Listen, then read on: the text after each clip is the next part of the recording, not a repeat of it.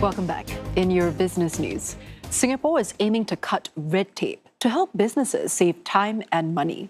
Approval processes will soon be simplified for certain commercial spaces. For qualifying medical clinics and commercial buildings, operators only need approval from the Health Ministry. Separate applications to the Urban Redevelopment Authority will no longer be required, as Chok reports. Businesses located at the Changi Airport development will soon find it easier to switch operations. The rules on commercial spaces here are also being streamlined. For instance, changing a retail shop into a restaurant will only require approval from the Civil Aviation Authority of Singapore. A separate application to the Urban Redevelopment Authority is not needed. Announcing the move, National Development Minister Chee Hong Tat says such rules must continue to evolve alongside the economy. It is this muscle that we need to develop in our system, that we need to be open to new ideas, be prepared to take calculated risks to make changes, and be nimble and adaptive in dealing with a fast-changing environment. URA will announce the full details of the upcoming measures at a later date. They are aimed at reducing compliance costs and improving efficiency. The moves come at a time when companies are facing mounting cost pressures and growing uncertainty.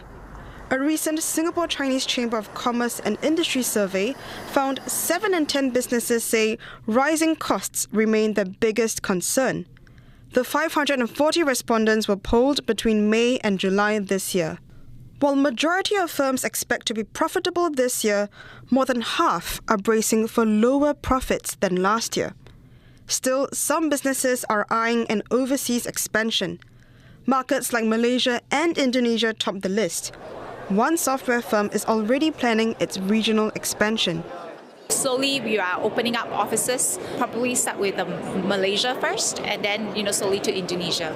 And depending where our customers take us, I guess cost is one thing, lower labor cost, and also they've got a very, very large Chinese community in Malaysia, and they're very, very open to learning about the new technologies, the AI solutions from China.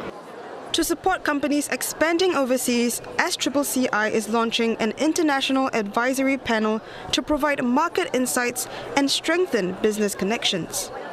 SCCI seeks to provide our members and Singapore businesses with strategic guidance and distinctive insights on geopolitical, economic, and market developments, while fostering new partnerships and collaborations opportunities involving businesses in Singapore, Southeast Asia, China, and beyond.